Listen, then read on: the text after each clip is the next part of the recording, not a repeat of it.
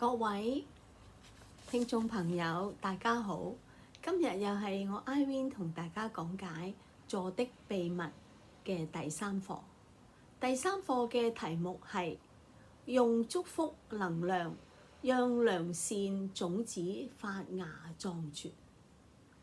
剛開始練習祝福對方嘅時候，因為火候尚未成熟，感覺虛情假意，又有啲心虛不自在。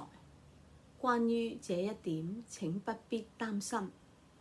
初頭或許感到矯揉造作，一旦喺時間經驗累積下，自然能夠心口如一，表達內心深處真誠嘅祝福。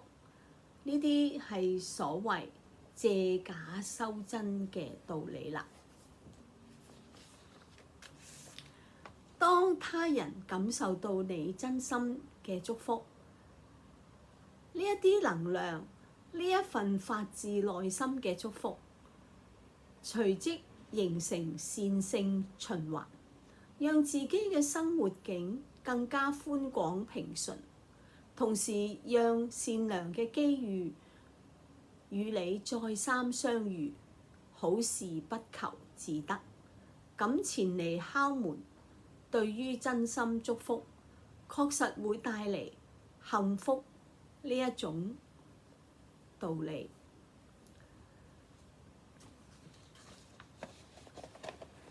勢必令你茅塞頓開，深信不疑。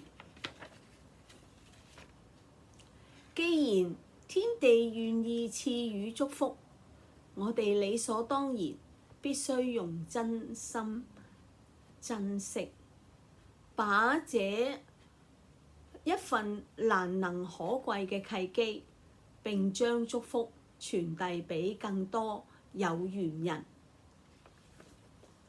天地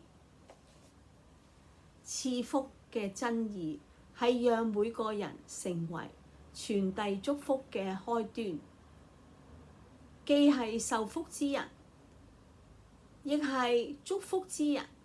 同時讓更多人了解超級生命密碼系統喺21世紀人類迅速邁向幸福圓滿嘅重要出路。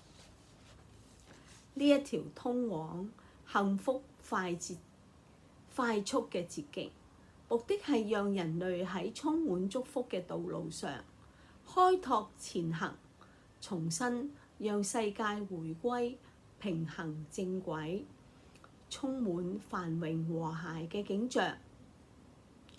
如今世道人心不古，充滿令人厭惡、猜忌與懷疑，以及諸多自私自利嘅作為。試想，若果能夠將化仇恨為祝福，運用祝福喚醒善良嘅本性與良知，重現人間嘅美好，是何等令人嚮往嘅美麗風景呢？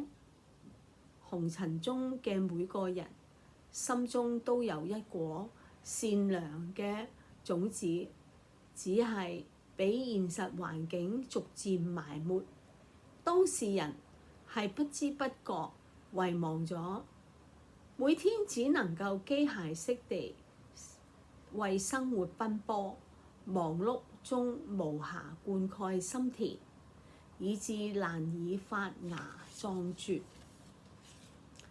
此時此刻，藉由你真誠嘅祝福，扮演着及時與灌溉嘅重要角色，滋潤善良本性，破土而出，喺祝福不斷嘅養分中壯茁，成為一棵庇蔭後代子孫嘅大樹吧。